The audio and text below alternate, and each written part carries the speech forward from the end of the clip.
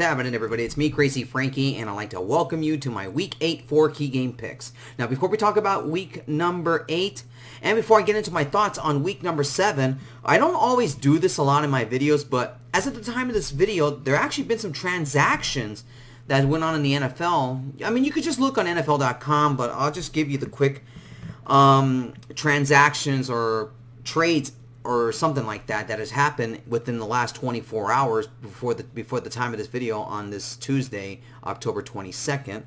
Mohamed Sanu went to the Patriots for draft picks from the Atlanta Falcons. For the Broncos, they traded Emmanuel Sanders and some draft picks to San Francisco in exchange for other draft picks. And from the Lions, Quandre Diggs and some draft picks got traded to the Seahawks for other disclosed draft picks. Now, having Sanu for the Patriots going, I mean, it actually does help a lot of their offense, as if they didn't need any more help as it is. I don't know if this really seals the deal for them to win the Super Bowl, but it might have. Now, Emmanuel Sanders helping at wide receiver, which really would bring another target for Jimmy Garoppolo, I think is pretty big for the 49ers right now. And it could even make an even bigger case for them to be possibly the team to beat in the NFC. Now, as far as defense goes for the Seahawks, they may have a say in it. Them picking up Diggs might be kind of huge for the Seahawks down the line. Anyways, quick thoughts from week number 7. Of course, the 49ers and the Patriots are still undefeated, which is not kind of surprising, especially for the Patriots. I mean, they basically just demolished, destroyed, and embarrassed the Jets on Monday night. That has to be one of the worst games I've ever seen in a football game. Anybody who was, unless if you're a fan of the Patriots, that has to have been one of the I sat and wasted my Monday night watching that game. The Jets are an embarrassment. After beating the Cowboys and then they weren't prepared for the Patriots somehow, that is just dismal. How about Aaron Rodgers and the Packers? Wow, Aaron Rodgers, 5 touchdowns and ran one in for himself. Just completely embarrassed the Raiders. And I wonder if the Packers are making a case themselves to be a big-time title contender in that NFC conference. But it's really tough to say right now because the only other teams beside that could possibly be the Saints. Even without Drew Brees, they're still on a roll. The Saints may have a say on who may be the best team in the NFC going forward right now. So really right now, it's really very competitive right now in the NFC conference for the top spot.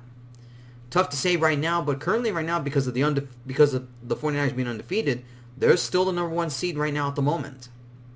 But still, the Saints have a say in it, Packers have a say in it, and who's to say the Seahawks might have a say in it. They're really the top teams right now in that NFC conference. Now, going to the but I know I'm sure that a lot of you are going to say, but what about the Cowboys, the way they demolished the Philadelphia Eagles? Yes, Cowboys. How about them Cowboys? Let's be real about something here. The Eagles were the ones that basically screwed themselves. They weren't prepared to play that game against the Cowboys. They were being very cocky. That is the reason why they lost. Let's be real. I still think the Eagles are still better than the Cowboys. But just for this game, though, the Cowboys proved that they were the better team. Philly was not prepared for that game, and they can't use injuries as an excuse. They need to play a lot better than that going forward. And their schedule, like the Cowboys, doesn't get easy the rest of the way. Anyways, there would be a lot more things I would talk about right now, but I really want to get into my picks for week number 8, so let's get to it. Let's begin with key game number 1 and talking about the Eagles.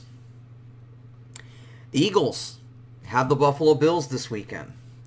So, yep, Eagles versus the Bills. Bills are a slight favorite in this one at 1.5. That number might go down to 1 point. Now, let's be real about something here. Look, the Eagles played more terrible than the Bills did in their game against the Dolphins. But keep in mind, the Bills had to come from behind against the Dolphins. The Dolphins actually played them very well. I give the Dolphins some credit. But really right now, let's look at the key stats for both quarterbacks. Now, Carson Wentz, 16-26, 191 yards, 1 touchdown, 1 interception.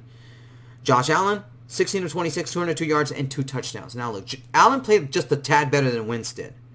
But but to be fair here on something here, both teams really didn't play all that spectacular. The Bills had to come from behind later in their game, and they needed an onside kick touchdown just to seal the deal against the Dolphins. Now, the Eagles got some problems in their offensive line. Their defense needs some help too. So I would have to say this game would be more evenly matched as it is. But if I have to make a pick here, look, the Eagles are playing desperate, and they should be playing desperate here. They do not want to fall further behind in the division, knowing that the Cowboys have an edge right now. The Bills are still in pretty good shape.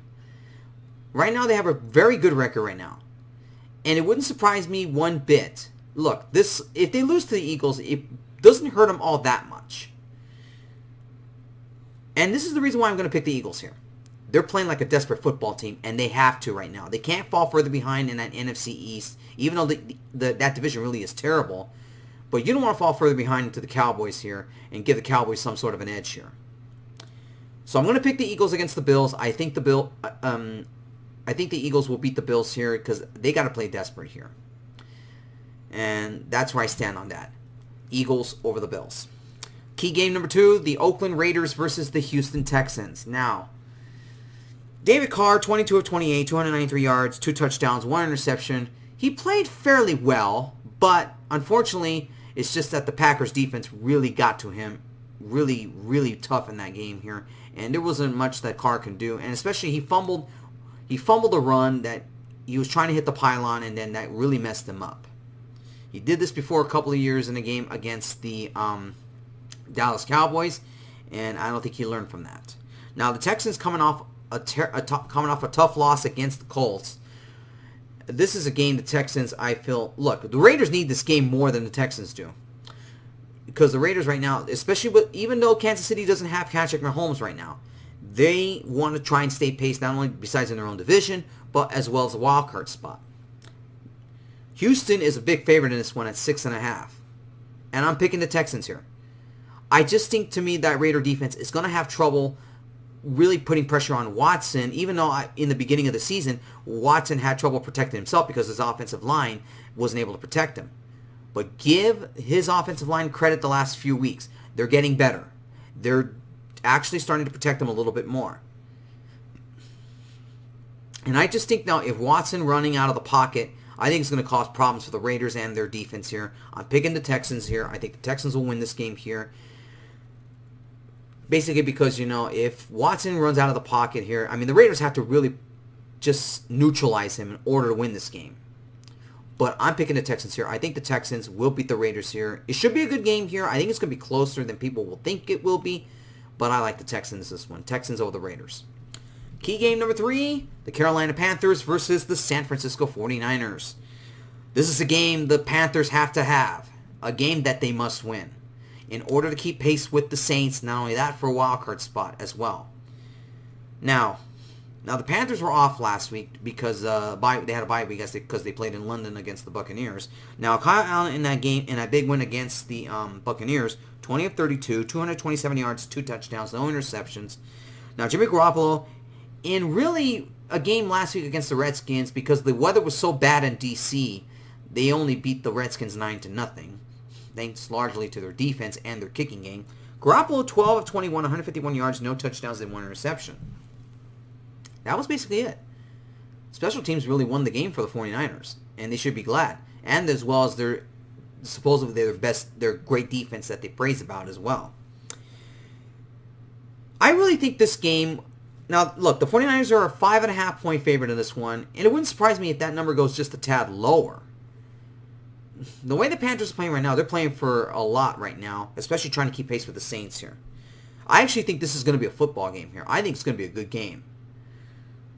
But I'm still going to pick the 49ers here because of their defense. Their defense is really no joke. And the Panthers and Kyle Allen, especially the fact that he's going to have to really work a lot more harder in this game in order to expose that San Francisco defense here. But I just think the 49ers, I think their defense is going to get to him. And I like them. I expect this to be a close game, possibly low scoring, like a 17-10 game or something like that. But I still like the 49ers this one. I think the Niners will beat the Panthers here. And that's my pick. 49ers over the Panthers.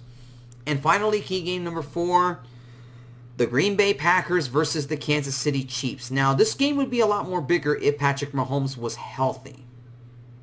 He got hurt last week on a quarterback sneak trying to get a first down in a game last week against the Broncos. Now, the Packers are a 4.5-point favorite in this one, and that's just about right because there's a lot of questions going for Kansas City in terms of if they can get their offense going against a tough Green Bay defense, and can Kansas City's defense rise up to the challenge against Aaron Rodgers.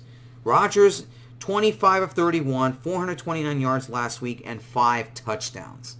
He really had a field day with the Raiders. Now, obviously he knows that the Chiefs are a little bit more of a tougher opponent, but he gets a break right now with no Patrick Mahomes. Now Moore, 10 of 19, 117 yards, 1 touchdown.